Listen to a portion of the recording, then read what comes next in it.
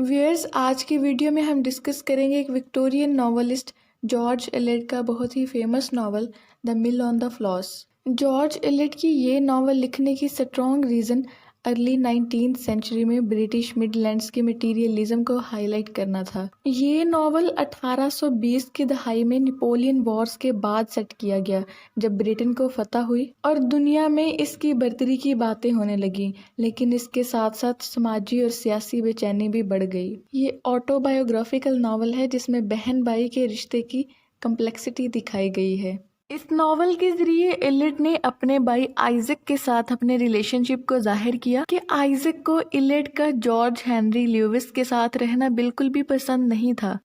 ये नॉवल 1860 में पब्लिश हुआ और विक्टोरियन एरा में लिखा गया। इसकी सेटिंग रखी गई इंग्लैंड के एक फिक्शनल टाउन सेंट ऑग्स में। थर्ड पर्सन इसका पॉइंट ऑफ व्यू है। इस नॉवल की प्रोटैगनिस्ट मैगी टुलिवर नाम की एक लड़की है, जबकि एंटागोनिस्ट मिस्टर वेकम है। इस नॉवल के मेजर थीम्स में मेमोरी एंड चाइल्डहुड है। ये नॉवल मैगी के 15 साल की ज़िंदगी को कवर करता है। फिर नॉलेज एंड इग्नोरेंस कि मैगी जिस टाउन में रहती थी वहाँ बहुत ही इग्नोरेंस थी, लिहाजा उसे बहुत स्ट्रगल करनी पड़ी। फिर women's roles and social pressures. चूँकि ये नॉवल विक्टोरियन एज में लिखा गया तो तब वुमेन को बहुत ज़्यादा प्रेशराइज किया जाता था। जॉर्ज एलियट ने भी अपना पेन नेम यूज़ किया, जबकि उनका real name Mary Ann Evans था। इसी तरह नॉवल की प्रोटैगनिस्ट मैगी, जो बहुत ही इंटेलिजेंस और क्लेवर थी, लेकिन उसको भी प्रेशराइज किया गया और उसके रिलेटिव्स उसे तरह तरह की बातें करते। और लास्ट पे टॉलरेंस एंड फॉरगिवनेस है।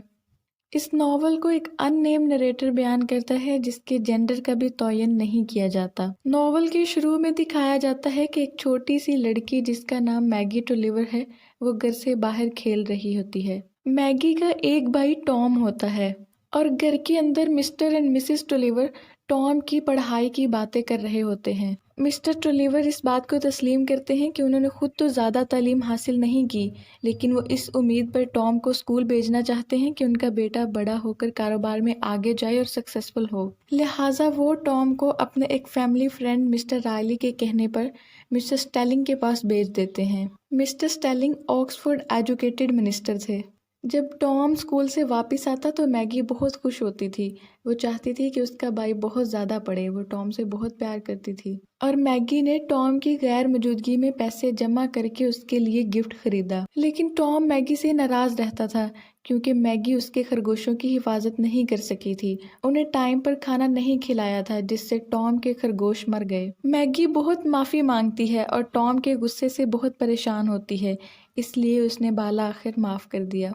फिर मिसिस टुलिवर की बहन मिसिस ग्लैग वहाँ रहने आती है। मैगी और टॉम अपनी आंट को पसंद नहीं करते थे क्योंकि वो उन्हें हर बात पे रोकती टोकती और तनकीद करती थी और कहती कि ये बच्चे बहुत शरारती हैं, इनका इंजाम बुरा होगा। इसलिए दोनों बच्चों को अपनी आंट पसंद नहीं थी, लेकिन वो दोनों लूसी डीन के साथ खेलना बहुत पसंद करते थे, जो मिसिस ग्लैग की बेटी थी। लूसी बहुत ही प्यारी और खूबसूरत थी। अब मिसिस ग्लैग मैगी को उसके लंबे और स्याह बालों पर बहुत क्रिटिसाइज करती थी। एक दिन मैगी नाराज होकर भागकर ऊपर चली जाती है और कैंची से अपने बाल काट देती है, लेकिन जल्द ही मैगी को एहसास होता है कि उसने गलत किया है और सब लोग उसका मजाक उड़ाने लगते हैं।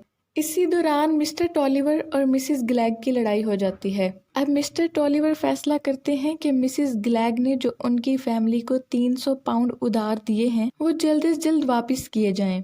फिर मिसिस टोलिवर अपनी बहन मिसिस पलट से मदद के लिए मिलती हैं, इस उम्मीद पर कि मिसिस टोलिवर और मिसिस ग्लैग के दरमियान जो झगड़ा है वो ख़त्म हो जाए। लेकिन अब की बार भी मैगी एक और तमाशा खड़ा कर देती है। जब वो देखती है कि टॉम और लूसी एक साथ खेल रहे हैं और उसको साथ नहीं खिला रहे, तो मैगी लूसी को कीचड़ में धकेल देती है और फिर घर से भाग जाती है और घर से बाहर खाना बदोशों के साथ रहने लगती है। लेकिन वो शाम को उसे वापस उसके घर पर छोड़ जाते हैं। फिर मिस्टर टोलिवर अपनी बहन मिसिस मॉस के पास जाते हैं, लेकिन उसकी गुर्बत और 8 बच्चों को देखकर वो उससे नहीं मांगते और इसके बजाय मिसिस ग्लैग को रकम अदा करने के लिए वो कर्ज लेते हैं।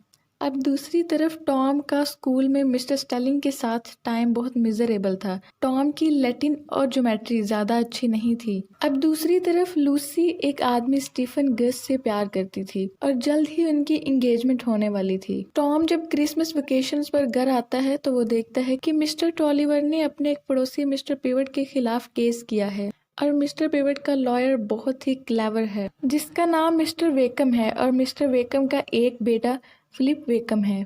टॉम जब वापस स्कूल जाता है तो वो देखता है उसका फेलो और दोस्त फिलिप वेकम है। अब वो फिलिप से नफरत करने लगता है। जब मैगी बोर्डिंग स्कूल जाने से पहले टॉम से मिलने जाती है तो वो फिलिप से भी मिलती है। फिलिप किताबों से बहुत मोहब्बत करता था और मैगी भी। ये बात कॉमन देखकर फिलिप और मैगी की दोस्ती हो जाती है। और तभी मिस्टर टोलीवर केस हार जाते हैं और अपनी बची हुई रकम और जायदाद से महरूम हो जाते हैं। अब उनके हालात बहुत ख़राब हो गए थे और तभी मिस्टर टोलीवर घोड़े से भी गिरते हैं और इतने बीमार हो जाते हैं कि मैगी के अलावा किसी को पहचान भी नहीं पाते। मिस्टर टोलीवर के कर्जे अब इतने बढ़ चुके थे कि उन्हें दिवालिया होने का ऐलान करना पड़ा और ख़ानदान का फर्नीचर भी बेचना पड़ा। ये टॉम के लिए बहुत ही जिल्लत आमेज बात थी क्योंकि अब घर उसी को संभालना था और मिसिस टोलीवर के लिए भी ये बहुत ही तकलीफदेह बात थी। उन्हें अपने घर का फर्नीचर, कपड़े और बहुत सारी चीज़ें और सामान बेचना पड़ा। वो टॉलीवर की ख्वाहिशात का एहतराम करती थी और मिसेस मॉस से कर्ज ना लेने का फैसला करती हैं।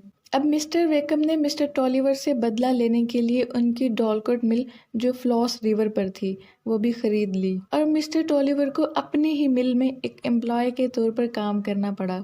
मिस्टर टोलीवर अब अपने ही मिल में मुलाजिम होते हैं लेकिन वो टॉम से वादा लेते हैं कि वो एक दिन मिस्टर वेकम से बदला ज़रूर लेगा। अब टॉम दिन रात मेहनत करके ख़ानदान के कर्जे अदा करने के लिए बहुत रकम जमा कर लेता है। भी ख़ानदान के कर्जों की अदायगी के लिए बहुत पैसा कमाने का जुनून रखता था और बहुत मेहनत करता है। और तभी मिस्टर टोलीवर की भी 4 साल की मेहनत अब रंग लाती है और वो वापस मिस्टर वेकम के पास जाकर कहता है कि आज से वो उसके पास नौकरी नहीं करेगा और इतने लंबे अरसे से दबा हुआ गुस्सा बाला आखिर फट जाता है और मिस्टर टोलीवर मिस्टर वेकम पर वहशियाना हमला करता है और उसे घोड़े की चाबुक से मारता है। फिर थोड़ी देर बाद मिस्टर टोलीवर घोड़े से गिर जाता है और बीमार पड़ जाता है और फिर मिस्टर टोलीवर की डेथ हो जाती है। अब मिल के खो जाने के बाद और मिस्टर टोलीवर के डेथ के बाद उनके हालात मज़ीद ख़राब होना शुरू हो जाते हैं। मैगी अब एक स्कूल में टीचिंग करती है। फिर एक दिन लूसी के घर पर मैगी की मुलाकात स्टीफन से होती है। वो दोनों एक दूसरे की तरफ अट्रैक्ट होते हैं। स्टीफन मैगी को शादी का कहता है लेकिन वो कहती है कि वो अपनी कज़न लूसी के साथ धोखा नहीं कर सकती। दूसरी तरफ फिलिप फिर से मैगी को मिलता है और कहता है कि वो उनकी मिल वापस लौटाने में उनकी मदद करेगा। लेकिन इन सारी कोशिशों के बावजूद टॉम अब भी नहीं चाहता था कि मैगी और फिलिप की शादी हो। फिर एक दिन मैगी और स्टीफन घर से भाग जाते हैं लेकिन वो अगले ही दिन घर वापस आ जाते हैं। लोग मैगी को तरह तरह की बातें करने लगते हैं। टॉम मैगी को अपनी बहन मानने से इनकार कर देता है। फिर स्टीफन लूसी को एक लेटर लिखता है और उसमें बताता है कि मैगी का कोई कसूर नहीं। फिर लूसी मैगी की तरफ जाती है और उसे माफ़ कर देती है। फिर एक दिन रात को मैगी देखती है कि बहुत सख्त तूफान आया है, पूरे टाउन में सैलाब आ चुका है। वो जल्दी से एक बोट यानी कश्ती लाती है और टॉम को बचाने की कोशिश करती है। टॉम ये देखकर बहुत हैरान होता है कि उसकी बहन अकेली उसकी मदद करने आई है और उसको बचाने आई है। लिहाजा वो दोनों दरिया में से गुजरने लगते हैं लेकिन एक जोरदार लहर आती है और उन्हें अपनी लपेट में ले लेती है। तभी मैगी और टॉम डूब जाते हैं और मर जाते हैं। नॉवल के आखिर में लूसी, स्टीफन और फिलिप उनके ग्रेव को विजिट करते हैं और कहते हैं in their death they were not divided. Viewers, इसी के साथ ये नॉवल एंड होता है। इसकी कुछ इम्पोर्टेंट कोटेशंस ये हैं।